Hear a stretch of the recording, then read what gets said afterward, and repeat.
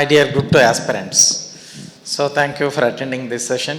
Okay, ఇక group 2 సంబంధించి madam గారు చెప్పినట్లు పాత పేపర్స్ అన్నీ చూడాలి. ఒక 20 years పేపర్స్ ఏమైతే ఉన్నాయో యునైటెడ్ ఆంధ్రప్రదేశ్లో ఏమైతే ఎగ్జామ్స్ జరిగాయో అవన్నీ కూడా మీరు you have to go through well. So that's very important. Okay, because 20 to 25% questions so are going to be repeated. అంటే అదే యాజ్ ఇట్ ఈస్ అడగకుండా ఆప్షన్స్ అయితే అందులో ఉన్నటువంటి ఏబిసిడి ఆప్షన్స్ ఏదో ఒకటి అడుగుతాడు కాబట్టి that you have to go through. Okay, ఇక ఏపీ సిలబస్ ఏపీ హిస్టరీకి సంబంధించి చూసినట్లయితే out of 75 this is static. ఏదో కొన్ని క్వశ్చన్స్ మాత్రమే కరెంట్ ఇష్యూస్ మీద అడగడానికి అవకాశం ఉంటుంది, కానీ మిగతా అంతా కూడా ఆల్ స్టాటిక్గా ఉంటుంది కాబట్టి దీంట్లో మారేదేం లేదు. మీరు గాన బాగా చదవగలిగితే మాత్రం out of 75 marks you can secure 70, ఖచ్చితంగా 70 మార్క్స్ తీసుకోవచ్చు, ఎందుకంటే స్టాటిక్.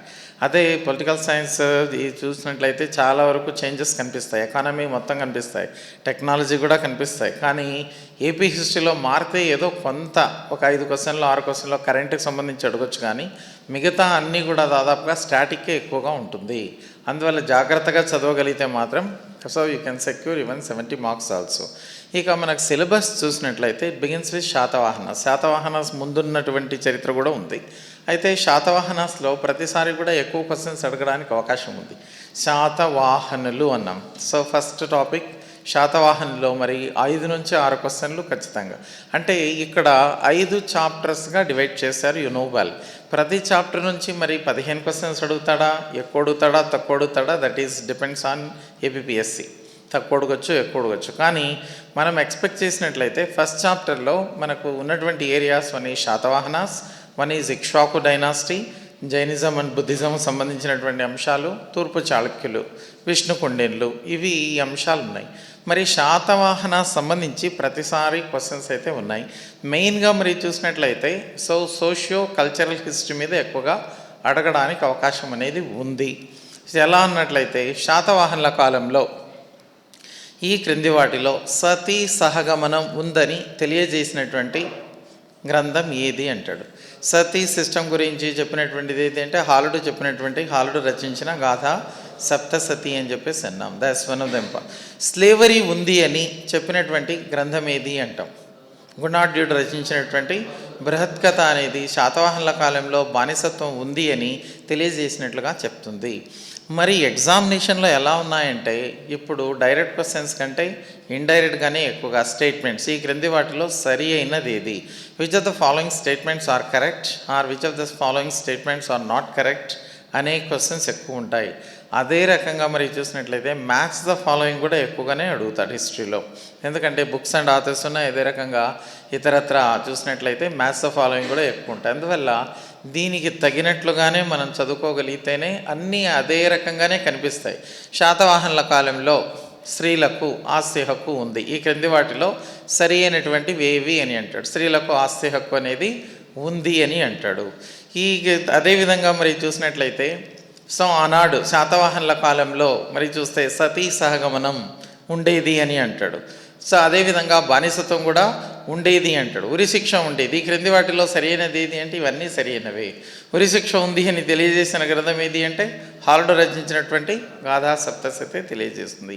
సతీ గురించి కూడా అదే తెలియజేస్తుంది. అట్లా ఈ క్రింది వాటిలో సరైనవేవి సరికానిది ఏది అని అన్నప్పుడు కంపల్సరీగా మనము జాగ్రత్తగా ఆన్సర్ చేయగలిగితే అన్నీ కరెక్ట్ అనే మాదిరే కనిపిస్తాయి.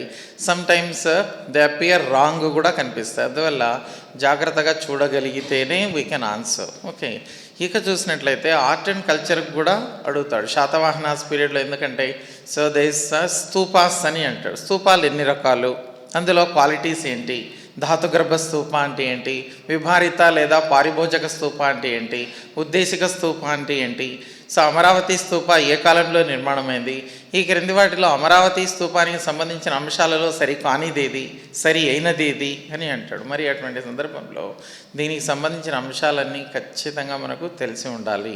అమరావతి ఆర్ట్ కూడా అడుగుతాడు. అమరావతి ఆర్ట్కు లేదా గాంధార శిల్పకళకు ఏ రకమైనటువంటి తేడా ఉంది అని అడిగినప్పుడు 1, 2, 3 ఆప్షన్స్ ఏది సరి అయినవి అని అడగచ్చు.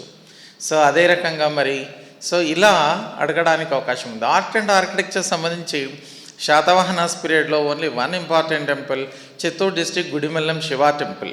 ఓకే, ఆ తర్వాతనే వాస్తుబద్ధంగా దేవాలయాలు నిర్మాణం అయ్యాయి అని చెప్పేసి అని అన్నాం. మరి ఇలా శాతవాహనాస్లో one of the important area జాగ్రత్తగా చూసుకోవాలి. శాతవాహనాస్లోనే ఎక్కువ క్వశ్చన్స్ అడుగుతాడు. గౌతమిపుత్ర శాతకర్ణి కాలంలో మరి రాజ్యం ఎక్కడి దాకా వ్యాప్తి చెంది ఉంది అంటాడు. ఉత్తరాన ఎక్కడి దాకా, దక్షిణాన ఎక్కడి వరకు, తూర్పున ఎక్కడి వరకు, పశ్చిమాన ఎక్కడి వరకు, కింది వాటిలో సరి అయినది ఏది అంటాడు. సో మరి ఉత్తరాన ఎక్కడి దాకా వ్యాప్తి చెంది ఉంది అంటే రాజస్థాన్లోని పుష్కర్ దాకా వెళ్ళి ఉన్నట్లుగా తెలుస్తుంది. రాజస్థాన్లోని పుష్కర్ అని చెప్పేసి అన్నాం.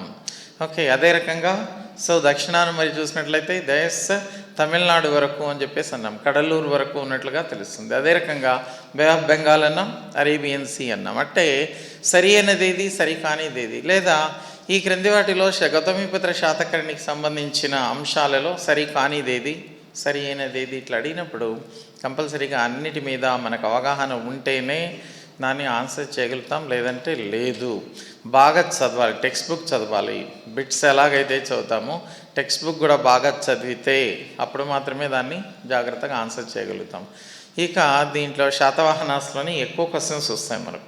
ఓకే, సో ఇందులో ముఖ్యంగా మరి క్యారెక్టర్స్లో ఏమొస్తాయి అన్నట్లయితే first one Srimukha Satavahana, second one చూసినట్లయితే కృష్ణ శాతవాహన, థర్డ్ వన్ మొదటి శాతకర్ణి, సిక్స్త్ వన్ మరి చూస్తే రెండవ శాతకర్ణి, 13వ వాడు కుంతల శాతకర్ణి, 17వ వాడు హాల శాతవాహన, 23 గౌతమిపుత్ర శాతకర్ణి, 27 యజ్ఞశ్రీ శాతకర్ణి, లాస్ట్ వన్ పులమాభిత్రి. ఈ క్యారెక్టర్స్ మాత్రం బాగా చూసుకోవాలి.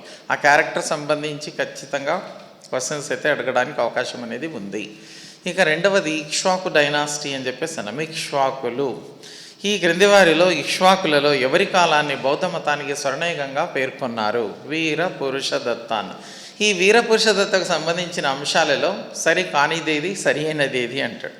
వీరపురుషదత్తుని కాలంలో జరిగినటువంటి అంశాలలో సరి కానిదేది, సరి అయినదేది అని అడిగినప్పుడు కంపల్సరీగా వీరపురుషదత్తుని క్యారెక్టర్ అంతా మొత్తం తెలియాలి. యహువల శాంతమూల్ని కాలంలో దేవాలయాలు వాస్తుబద్ధంగా నిర్మాణం అయ్యాయి. అష్టభుజ నారాయణ స్వామి టెంపుల్ అని చెప్పేసి అన్నాం, పుష్పభద్రస్వామి టెంపుల్ అని చెప్పేసి అని అన్నాం, అదేవిధంగా హరితి టెంపుల్ అని అన్నాం. ఇవన్నీ వాస్తుబద్ధంగా. మరి వాస్తుబద్ధంగా అంటే ఎలా నిర్మాణం అయ్యాయి? మొదటేమో గర్భగృహ అనేది ఉండాలి, తర్వాత అంతరాళం అనేది ఉండాలి, మండపం అనేది ఉండాలి, ధ్వజస్తంభం ఉండాలి. అంటే సిస్టమేటిక్గా నిర్మాణం అనేది ప్రారంభమైంది. ఎవరి కాలంలో అంటే it's in the period of Ikshvakus అని చెప్పేసి తెలుస్తుంది. యహువల శాంతమూలాస్ పీరియడ్లో స్టార్ట్ అయినట్లుగా తెలుస్తుంది. అలా మరి క్వశ్చన్స్ ఏమైనా దీంట్లో కూడా అడగడానికి అవకాశం ఉంది. విష్ణుకుండిన్స్ పీరియడ్లో అయితే ఆర్ట్ అండ్ ఆర్కిటెక్చర్ బాగా ఇంపార్టెంట్. ఆర్ట్ అండ్ ఆర్కిటెక్చర్ అనేది బాగా ఇంపార్టెంట్ అని చెప్పేసి అన్నాం. ఓకే, ఈ విష్ణుకుండిన్స్లో ముఖ్యంగా మరి చూసినట్లయితే ఈ కేవ్ ఆర్కిటెక్చర్ గురించి కంపల్సరీగా జాగ్రత్తగా చూసుకోవాలి. ఉండవల్లి గుహలు అని చెప్పేసి అన్నాం. ఓకే, ఎవరి కాలంలో ఈ గుహాలయాలు ఏర్పడ్డాయి అని చెప్పేసి అన్నాం? మొదటి మాధవ వర్మ కాలంలో ఏర్పడ్డాయి. ఓకే, విష్ణుకుండినులలో బౌద్ధ మతాన్ని ఆదరించినటువంటి రాజు ఎవరు అంటాడు? గోవిందవర్మ. ఓకే, మొదటి గోవిందవర్మ అని చెప్పేసి అని అన్నాం. ఈ విష్ణుకుండిన్లో మరి ఉండవల్లి కేవ్స్ అని అన్నాం, మొఘల్ రాజపురం కేవ్స్ అన్నాం, భైరవకొండ కేవ్స్ అన్నాం. వీటి ఫీచర్స్ అడుగుతాడు. ఉండవల్లి కేవ్స్ ఫీచర్స్ ఏంటి, భైరవకొండ కేవ్స్ యొక్క ఫీచర్స్ ఏంటి? భైరవకొండ అని అన్నాం, నెల్లూరు జిల్లా. మరి 8 గుహలు ఉన్నాయి. 8 గుహలు కూడా మరి చూసినట్లయితే అన్నీ శివునికి అంకితాలే. ఓకే, సింహపాద ముద్ర కలిగినటువంటి స్తంభాలు కలిగినటువంటి గుహలు, స్తంభాలు ఇందులో కనిపిస్తాయి అని చెప్పేసి అని అన్నాం. మరి దాని యొక్క ఇంపార్టెన్స్ ఏంటి, ఇవన్నీ చూసుకోవాలి. ఉండవల్లి గుహలు అని చెప్పేసి అన్నాం. ఉండవల్లి గుహల్లో మొత్తం ఎన్ని గుహలు ఉన్నాయి, అందులో మరి చూసినట్లయితే ప్రాధాన్యత ఏముంది, ఇవన్నీ. ఉండవల్లి గుహల్లో మరి చూసినట్లయితే పూర్ణ కుంభాన్ని ఏర్పాటు చేసిన రాజు ఎవరు, విష్ణుకుండిన రాజు ఎవరు అంటాడు? రెండవ మాధవ వర్మ. ఈ రెండవ మాధవ వర్మ గొప్ప రాజుగా పేరుగాంచడం జరిగింది. త్రివర నగర భవన యువతి ప్రియ అనే పేరుగాంచిన వాడు ఈ రెండవ మాధవ వర్మ అని చెప్పేసి అన్నాం. అట్లా నీకు ఈ విష్ణుకుండిన్స్ అనేది కూడా చాలా ఇంపార్టెంట్. ఇక ఎక్కువ కాలం ఆంధ్రదేశంలో శాతవాహనుల తర్వాత పరిపాలన చేసిన వాళ్ళు తూర్పు చాళుక్యులు అని చెప్పేసి అన్నాం. 30 మంది రాజులు. సో 7వ విజయాదిత్య 2 సార్లు అన్నాం. సో 31 అవుతారు, 2 సార్లు కౌంట్ చేసే అతన్ని. అంతమంది పాలకులు మరి పరిపాలన చేయడం జరిగింది. 624లో ఏర్పడింది. వేంగిని కేంద్రంగా చేసుకుని పరిపాలన చేసిన వాళ్ళు వీళ్ళు అన్నాం వేంగి చాళుక్యులు లేదా తూర్పు చాళుక్యులు. దీన్ని ఏర్పాటు చేసిన వాడు కుబ్జ విష్ణువర్ధన. ఇతడు మరి గౌదేశ్ రెండవ పులకేసి సోదరుడు అని చెప్పేసి అన్నాం. ఈ రెండవ పులకేసి 624లో వేంగి పైన దండయాత్ర చేసి దుర్జయులను ఓడించి వేంగిని ఆక్రమించి తన తమ్ముడైనటువంటి కుబ్జ విష్ణువర్ధనకి ఇవ్వడం జరిగింది. మొదటి రాజధాని పిఠాపురం, ఆ తర్వాతనే వేంగి అని అన్నాం. ఇప్పుడు పెదవేగి అని అంటున్నాం. దీని పట్ల మరి తూర్పు చాళుక్యుల్లో నంబర్ ఆఫ్ క్వశ్చన్స్ అడగడానికి అవకాశం అనేది ఉంది. ఓకే, ఎందుకంటే 30 రూలర్స్ ఉన్నారు. అందులో అందరూ కాకుండా ఒక 15 మంది అయితే చాలా చాలా ఇంపార్టెంట్. తర్వాత సోషల్ కండిషన్స్, ఎకనామిక్ కండిషన్స్ ఇవన్నీ కూడా ఇంపార్టెంట్. ఇవి మనకు ఫస్ట్ చాప్టర్లో ఉన్నటువంటి అంశాలు.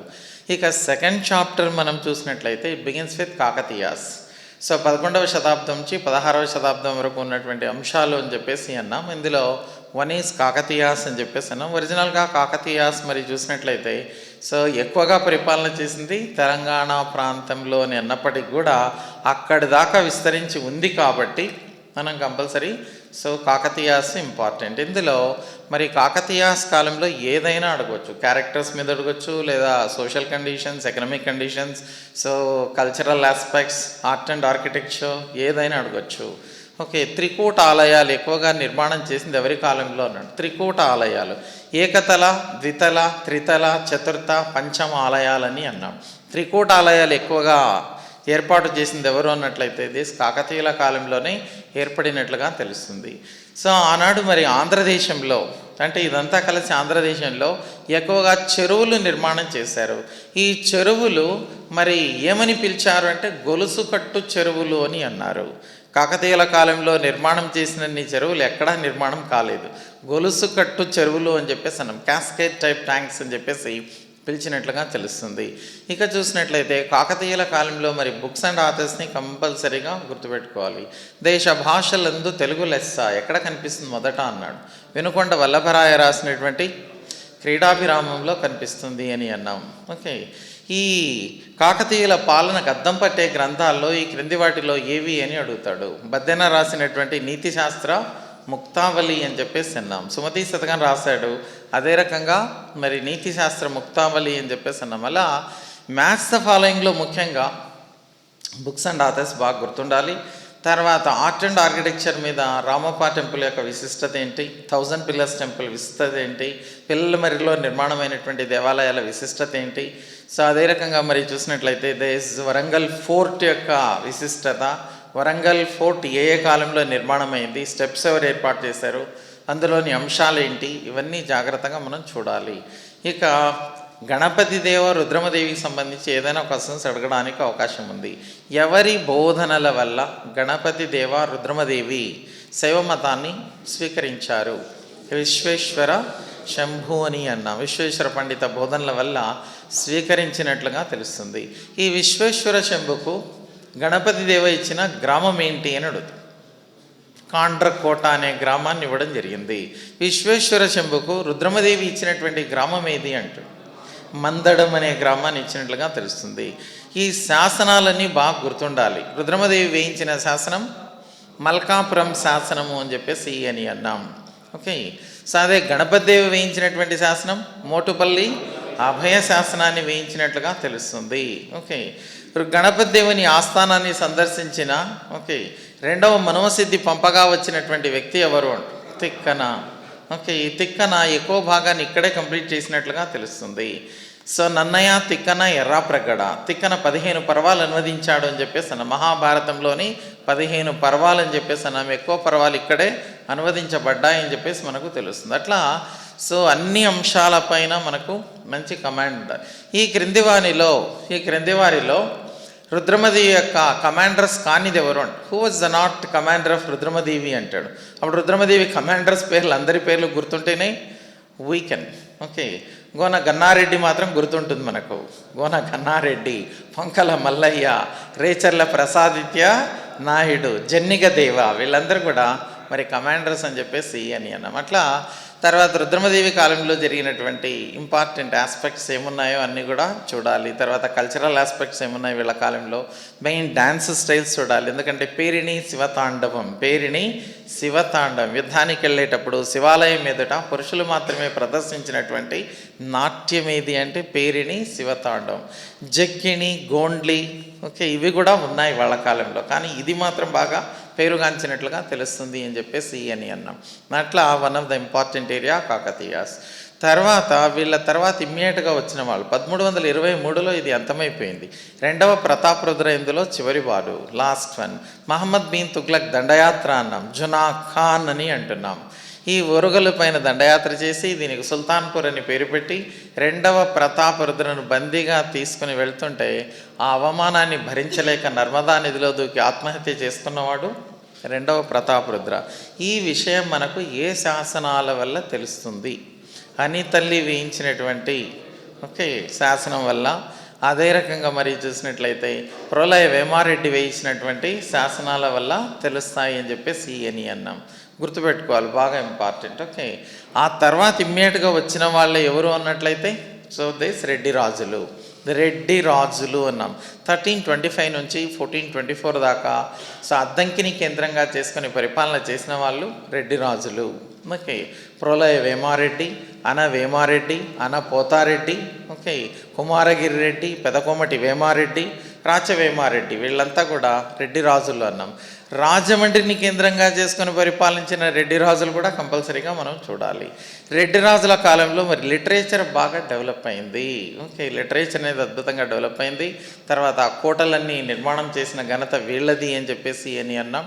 అంశాలన్నీ కూడా చూడాలి. ఆ తర్వాత one of the important area మనం చూడాల్సింది దిస్ విజయనగర సామ్రాజ్యం.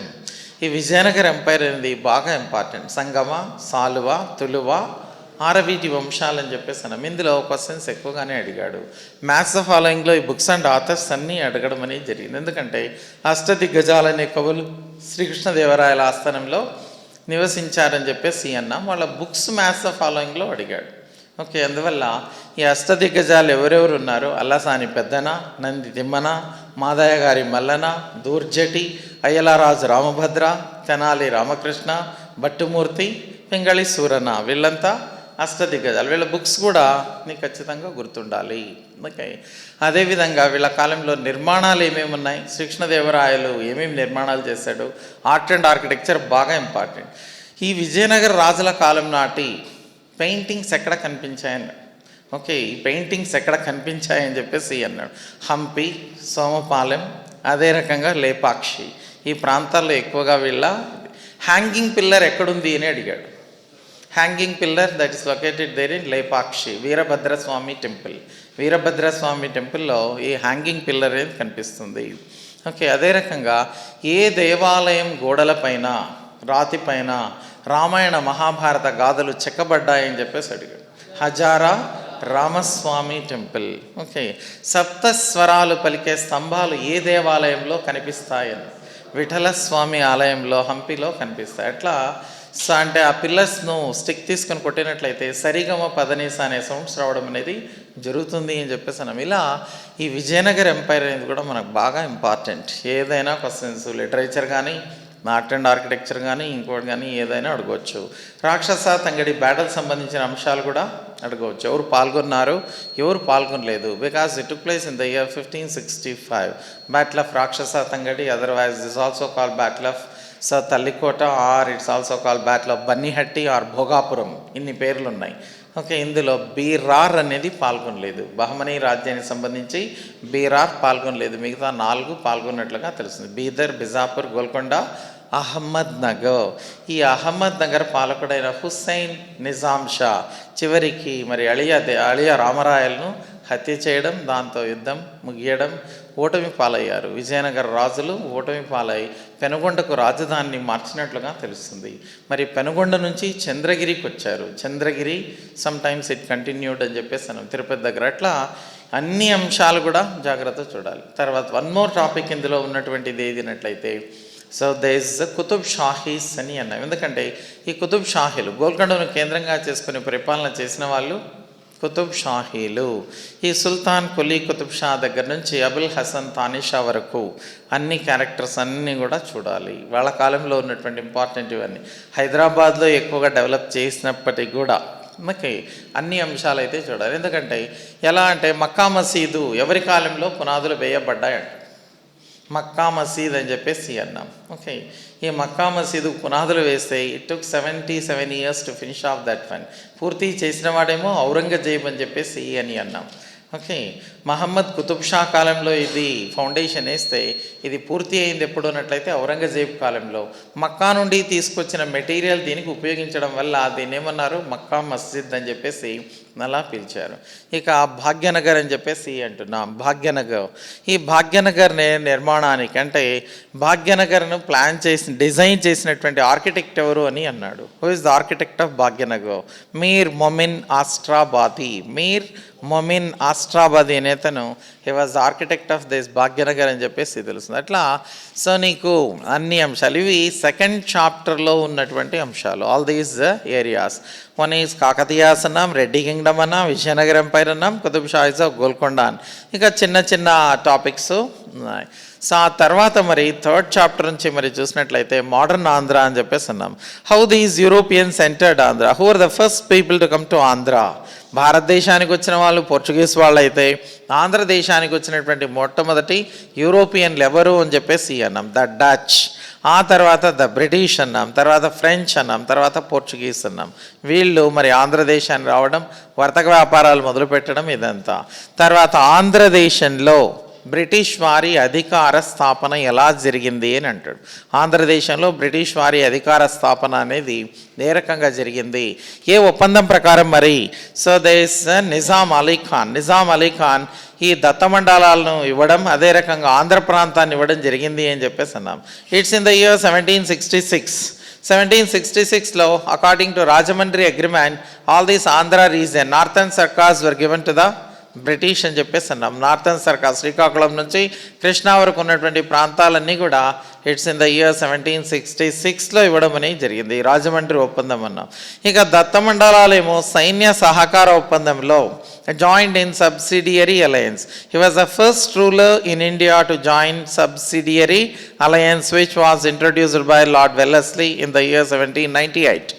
ఓకే, ఇలా మరి చూసినట్లయితే సో దేర్ ఈ థర్డ్ చాప్టర్ నుంచి అన్నీ కూడా మోడర్న్ సంబంధించిన అంశాలే ఉన్నాయి అని చెప్పేసి అన్నాం. తర్వాత socio religious renaissance movement in Andhra. Kandukuri Veeresalingam పంతుల కంటే ముందున్నవారు, కందుకూరి వీరేశలింగం పంతులతో పాటుగా తర్వాత వచ్చిన వాళ్ళు చేసినటువంటి కృషి ఏంటి, సంఘ సంస్కరణకు చేసిన కృషి ఎట్టిది అని చెప్పేసి ప్రతి ఒక్క అంశం కూడా మనం చూడాలి. ఈ క్రింది వాటిలో కందుకూరి వీరేశలింగం గారి చేత ప్రారంభించబడినటువంటి పత్రిక ఏది అంటాడు. Vivekavardhini, Hasya Sanjivani, Satihita Bodhini, Satyavadini, Satya Samvardhini, Telugu Zenana, Chintamani. These are all the newspapers that were started by Kandukuri Veeresalingam Pantulu అన్నాం. కానిదేది అన్నట్లయితే మనకు అన్నీ తెలిస్తేనే కానిదేది అనేది రాయగలుగుతాం. అట్లా కందుకూరి వీరేశలింగంకి క్రింది వాటిలో సంబంధం కాని అంశం ఏది అంటాడు. ఏమేం చేశాడు, ఏం చేయలేదు అనే అంశాలపైన క్వశ్చన్ ఖచ్చితంగా అడగడం జరుగుతుంది. అందువల్ల ఇవన్నీ కూడా జాగ్రత్తగా చూసుకోవాలి. ఇంపార్టెంట్ ఏరియాస్ ఏమైతే రినైజాన్స్ మూమెంట్ ఉన్నారో అవన్నీ జాగ్రత్తగా చూసుకుంటే సో దాట్స్ వన్ ఏరియా. ఇక ఆంధ్రదేశంలో జరిగిన స్వాతంత్రోద్యమం 1885 నుంచి 1885 నుంచి 1947 వరకు జరిగినటువంటి అంశాలు అన్నాం. 1885లో first INC meeting that was taken place in Bombay, Gokuldas Tejpal Sanskrit కాలేజ్లో జరిగింది అని చెప్పేసి అన్నాం. మరి ఆంధ్ర నుంచి దీనికి ఎవరు హాజరయ్యారు? Who are the people who represented from Andhra first సెషన్కు? లేదా కానిదెవరు, హాజరు కానిదెవరు అంటాడు. Who did not attend from this Andhra అంటే అప్పుడు మీకు అందరి పేర్లు కూడా గుర్తుంటారు. Who attended? పి ఆనందాచార్యుల ఆధ్వర్యంలో, పునఃపాకం ఆనందాచార్యుల ఆధ్వర్యంలో అందరూ కూడా హాజరు కావడం అనేది పేర్లన్నీ కూడా జాగ్రత్తగా గుర్తుపెట్టుకోవాలి. You have to remember the names. ఇక అక్కడి నుంచి మరి చూసినట్లయితే 1907 వందే మాతరం మూమెంట్, బిపిన్ చంద్రపాల్ ఆంధ్ర రాష్ట్ర పర్యటన, ఆంధ్ర ప్రాంతాన్ని పర్యటన చేసింది అతివాదులు ఎవరంటే బిపిన్ చంద్రపాల్ అని చెప్పేసి అన్నాం. బిపిన్ చంద్రపాల్ను ఆంధ్ర రాష్ట్రానికి రమ్మని, ఆంధ్ర ప్రాంతానికి రమ్మని ఆహ్వానించినటువంటి కృష్ణా పత్రిక ఎడిటర్ ముట్నూరి కృష్ణారావు అని అన్నాం. ఏ పేరు మీద ఈ ముట్నూరి కృష్ణారావు కృష్ణా పత్రికలో తన యొక్క వ్యాసాలను రాసేవాడు? వెలుగులు తెలుగు జిలుగులు, వెలుగులు తెలుగు జిలుగులు అనే హెడ్డింగ్ మీద అన్నీ రాసేవాడు. మరి అటువంటి సందర్భంలో అతని ఆహ్వానం మేరకు బిపిన్ చంద్రపాల్ పర్యటన ఎక్కడి నుంచి ఎక్కడి దాకా పర్యటన చేశాడు, మరి ఏ ఏ సంఘటనలు జరిగాయి, రాజమండ్రి కాలేజ్ ఇన్సిడెంట్ ఎలా జరిగింది, తెనాలి బాంబ్ కేస్ అనేది ఎలా జరిగింది, సో అన్ని సంఘటనలు వందే మాత్రం సంబంధించిన అంశాలన్నీ మనం చూడాలి. ఆ తర్వాత హోమ్ రూల్ లీగ్ అనేది ఎలా జరిగింది, చీరాల పేరాల సంఘటన అని చెప్పేసి అన్నాం, పెదనందిపాడు పన్నుల నిరాకరణ ఉద్యమము అని చెప్పేసి అన్నాం, అల్లూరి సీతారామరాజు రంపా రెబిలియన్ అని చెప్పేసి అన్నాం. ప్రతి అంశాన్ని జాగ్రత్తగా మీరు చూడాలి, కంపల్సరీగా అన్నీ చూసుకుంటేనే. Okay, that's very very important. ఇక చూసినట్లయితే 1947 వరకు ఉన్నటువంటి అంశాలు, ఆంధ్ర మహాసభలు కూడా అన్నీ చూడాలి. 1930 నుంచి బాపట్లలో జరిగినటువంటి సమావేశం అని చెప్పేసి అన్నాం. అదే రకంగా విజయవాడలో జరిగిన, విశాఖపట్నంలో జరిగిన అన్ని సమావేశాలన్నీ కూడా జాగ్రత్తగా అన్నీ చూడాలి. అధ్యక్షులు ఎవరు, ఎప్పుడు ఏం జరిగింది అనే అంశాలు జాగ్రత్తగా, that's one of the important area. తర్వాత లైబ్రరీ మూమెంట్ అనేది చూడాలి, జస్టిస్ పార్టీ చూడాలి, సెల్ఫ్ రెస్పెక్ట్ మూమెంట్ అనేది that's also one of the important area అని చెప్పేసి అన్నాం. సో అలా 3rd చాప్టర్ నుంచి లాస్ట్ చాప్టర్ వరకు మోడర్నే ఉంది, మొత్తం అన్నీ కూడా మోడర్న్ ఆంధ్రనే ఉంది, till formation of Andhra state అని అన్నాం. మరి మద్రాస్ నుంచి విడిపోవడానికి, ఆంధ్ర రాష్ట్ర ప్రత్యేక రాష్ట్రం ఏర్పాటు అవ్వడానికి వేసిన కమిషన్స్ అన్నీ కూడా మనం చూడాల్సి ఉంటుంది. ఓకే, 1948లో వేసినటువంటివి అని చెప్పేసి అని అన్నాం. JVP committee one of the important one you have to go through. Okay, so Dhar commission అని అన్నాం, Dhar commission first one, after that only JVP అన్నాం. ఆ తర్వాత 1953లో మరి జస్టిస్ కైలాసనాథ వాంచు కమిషన్ అని చెప్పేసి అన్నాం. ఓకే, February 7th వేసినటువంటి కమిషన్ 1953. అక్కడ దాకా ఉన్నటువంటి అంశాలు, తర్వాత మద్రాసు నుంచి ఏ రకంగా వేరయింది. ఓకే, ఈ అంశాలన్నీ కర్నూలు రాజధానిగా చేసుకున్నారు, గుంటూరులో హైకోర్టును ఏర్పాటు చేశారు.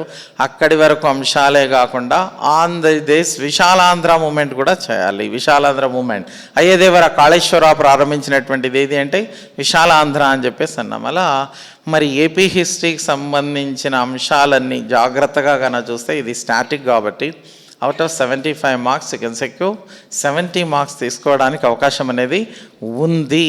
ఓకే, ఏదైనా సరే సో కష్టపడితేనే అది సాధ్యమవుతుంది, కష్టపడుకుంటే ఏది సాధ్యం కాదు. You have to work hard. Okay, not hardly. Okay, hardly అంటే ఎప్పుడో అప్పుడప్పుడు చదివితే హార్డ్లీ అని అంటాం. You have to do hard work and smart work. What APJ Abdul Kalam said is, if you want to shine like the sun, first of all you have to burn like the sun.